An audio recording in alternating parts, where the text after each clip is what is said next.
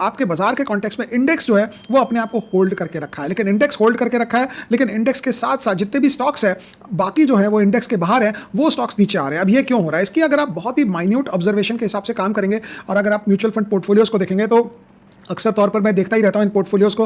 मतलब मेरा favourite research time ये होता है कि कोई भी 5, 7, 10 म्यूचुअल फंड पोर्टफोलियो खोल लो एक साथ और एक एक करके देखते जाओ। जो स्टॉक आपको समझ में नहीं आए, जहां आपने कभी देखा नहीं है, उसको थोड़ा ध्यान से देखो, जो आपको पता है उसको आगे स्किप करते चलो। तो आप अगर देखेंगे तो इनकी जितने SIP के जो पैसे आते हैं म्यूचुअल फंड्स के पास, ये टॉप इंडेक्स कॉन्स्टिट्यूएंट्स को लेने में जाते हैं। और वो इसलिए होता है बिकॉज हर एक आदमी उस मुहिम में लगा हुआ है, उस जद्दोजहद में लगा हुआ है, उस लड़ाई में लगा हुआ है, उस स्ट्रगल में लगा हुआ है कि मैं यार इंडेक्स को थोड़ा बहुत बीट कर दूं। तो इनकी जो थ्योरी है, खास थ्योरी अगर होगी तो उनकी थ्योरी ये होगी कि मैं इंडेक्स को 2 परसेंटेज पॉइंट से कैसे बीट कर दूं। और वही स्ट्रगल पे पूरी इंडस्ट्री चलती है और दुनिया भर में इंडस्ट्री इसी स्ट्रगल पे चलती है, नॉट जस्ट इन इंडिया। तो ये जब बात होती है कि आप इंडेक्स को बीट करने के लिए 2 परसेंटेज पॉइंट की जब आप जद्दोजहद करते हैं तो आप करेंगे क्या? आपको अगर इंडेक्स को बीट करना है तो इंडेक्स में अगर 100 कंपनियां हैं तो उनमें से 30-40 आप समझ लें कि आपको लग रही है कि थोड़ी अच्छी है, उसमें ज्यादा एलोकेशन करें और स्पेशली ऊपर वाले स्टॉक्स में ज्यादा एलोकेट करें, सो दैट आप कभी भी इंडेक्स से बहुत पीछे नहीं जाएंगे। और इसी कॉन्टेक्स्ट में